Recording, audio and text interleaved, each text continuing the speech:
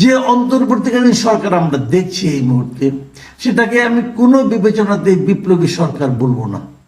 এই কারণে বলবো না, এই সরকারের উপদেষ্টাদের আমার বিবেচনায় শতকরা ৮০ ভাগেরও বেশি সদস্যের সঙ্গে এই জুলাই গণ অভ্যুত্থানের সঙ্গে কোনো সম্পর্কই ছিল না। প্রিয় দর্শক, বৈষম্য বিরোধী ছাত্র আন্দোলন যে জুলাই বিপ্লবের যে প্রোক্লেমেশন বা ঘোষণাপত্র প্রকাশের যে কর্মসূচি দিয়েছিল, সেটা গত রাতে সরকারের পক্ষ থেকে দেওয়া একটা প্রতিশ্রুতির কারণে বন্ধ হয়ে গেছে অথবা স্থগিত হয়ে গেছে। তারা এখন আর সেই জুলাই বিপ্লবের ঘোষণাপত্র প্রকাশ করবে না। তারা তাদের সেই কর্মসূচি থেকে সরে এসেছে। ওটা তারা বেসিক্যালি স্থগিত করে দিয়েছে। স্থগিত করে দিয়ে তারা নতুন একটা কর্মসূচি দিয়েছে, সেটা হলো মার্চ ফর ইউনিটি। এটা সেটা কোনো কর্মসূচিই নয়, যেহেতু তারা আগে সবাইকে এখানে আসার আমন্ত্রণ জানিয়েছিল। তারা হয়তো আসবেন, আসলে বলে কী করবেন তারা? তারা একটা মার্চ ফর ইউনিটি মানে একটা পদযাত্রার মতো তারা করবেন। এটা আমার ভেরি ইন্টারেস্টিং একটা বিষয়।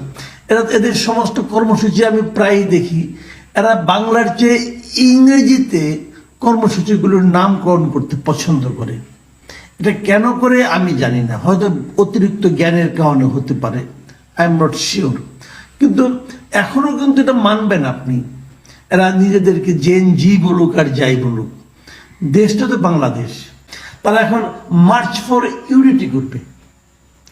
ঠিক আছে, করবে, ভালো কথা। কিন্তু প্রশ্নটা হলো, আমি মার্চ ফর ইউনিটি নিয়ে কোনো কথা বলছি না।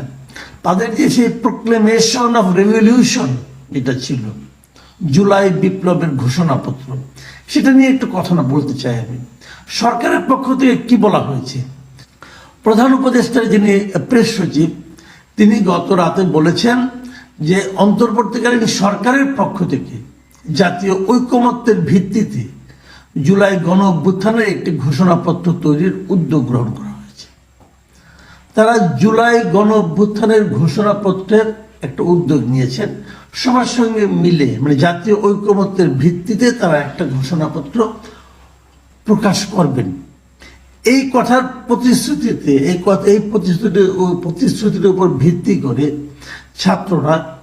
ছাত্রদের যে পূর্ব ঘোষিত যে কর্মসূচি ছিল, যে শহীদ মিনার থেকে জুলাই বিপ্লবের ঘোষণাপত্র প্রচার করবেন, প্রকাশ করবেন, সেটা তারা স্থগিত করেছেন।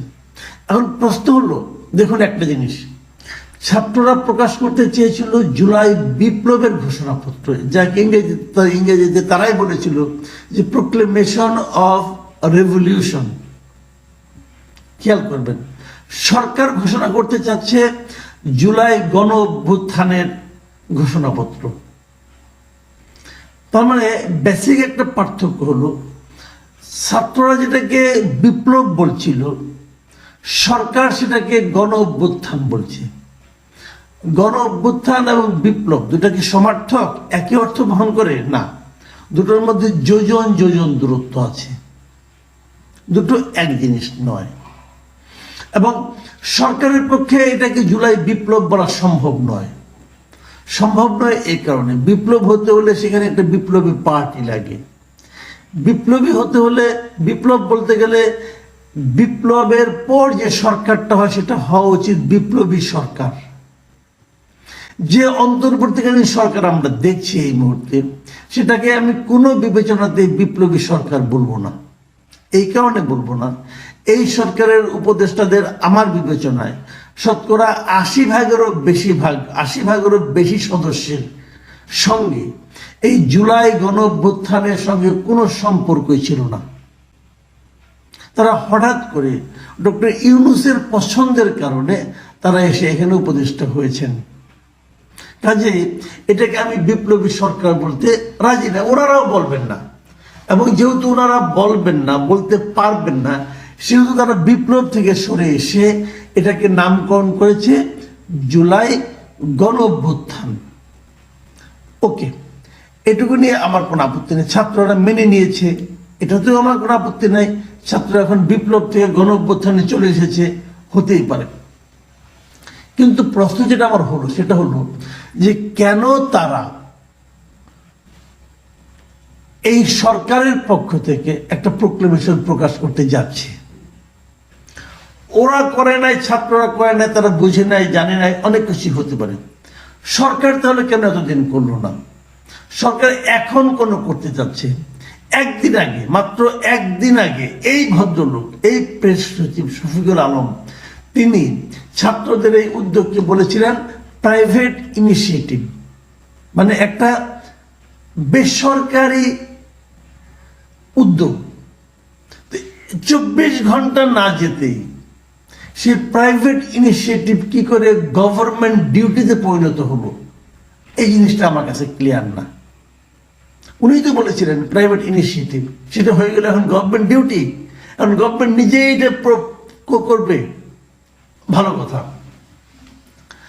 আমার কেন যেন মনে হয় যে সরকার ছাত্রদেরকে আসলে বাঁচিয়ে দিল।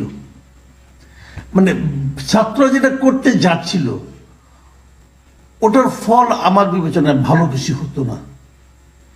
ছাত্রদের একটা হঠকারী সিদ্ধান্ত, হঠকারী কর্মকাণ্ডের হাত থেকে তাদেরকে সরকার বাঁচিয়ে দিল, দিয়ে ওই দায়টা নিজের কাঁধে নিল, এবং নেওয়ার মাধ্যমে তারা খুব একটা সফল হবে তা আমার কাছে মনে হচ্ছে না। তবে তারা একটা কাজ খুব ভালো করতে পেরেছে, সেটা হলো বিপ্লব শব্দটাকে ওখান থেকে হটিয়ে দিয়ে সেখানে গণ অভ্যুত্থানকে ঢুকিয়ে দিতে পেরেছে।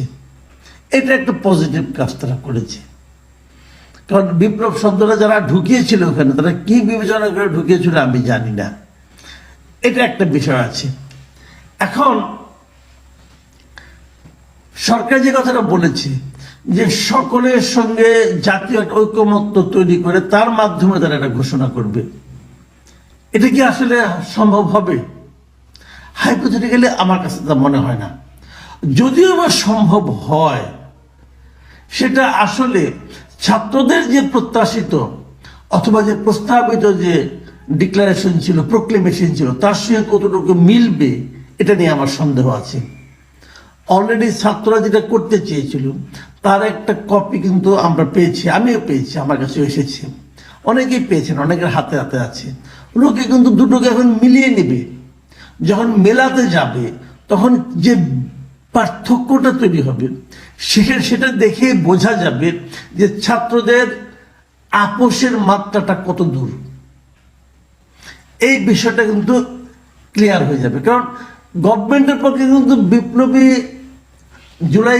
জুলাই বিপ্লবকে বিপ্লব হিসেবে স্বীকার করাটা কঠিন হতো, তারা সেটা কিন্তু পারত না।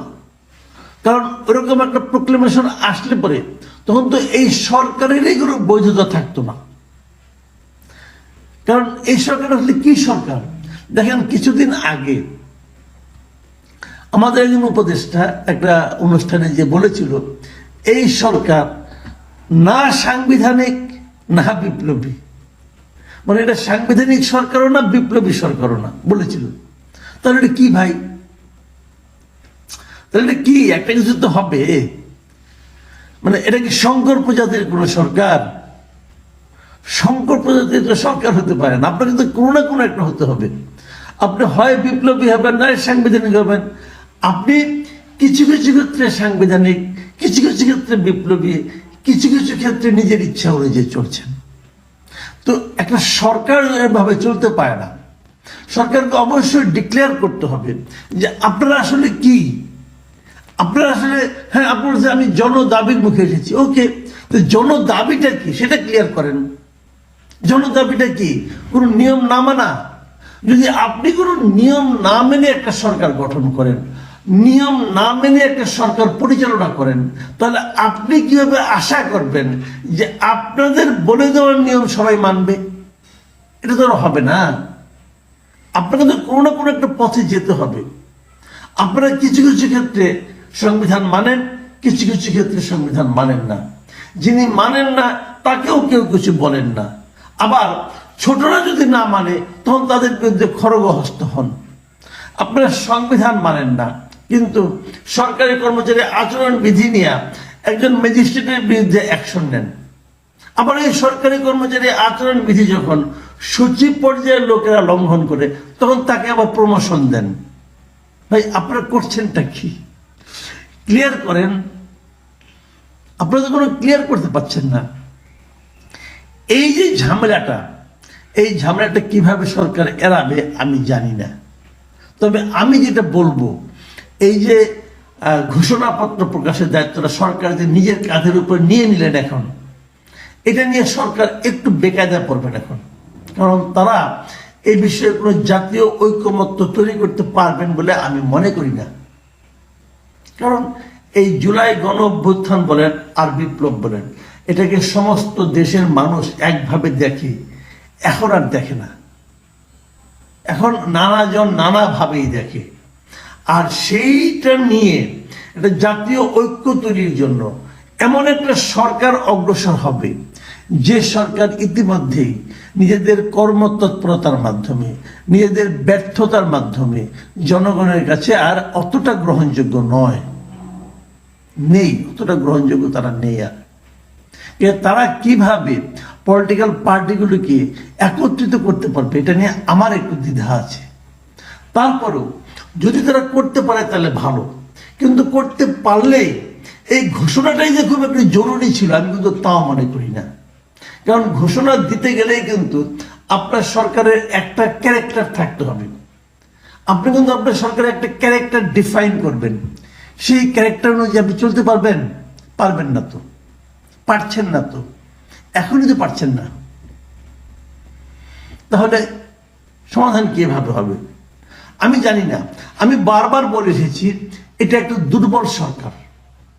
সেই দুর্বলতাটা আমার মনে হয় এই যে তারাই নিজেরাই ঘোষণাপত্র প্রকাশের যে ঘোষণাটা দিয়েছে কালকে, এটা দেওয়ার মাধ্যমে তারা আবারও প্রমাণ করেছে যে আসলেই তারা একটা দুর্বল সরকার। প্রিয় দর্শক, এখন এই পর্যন্তই। আল্লাহ হাফেজ।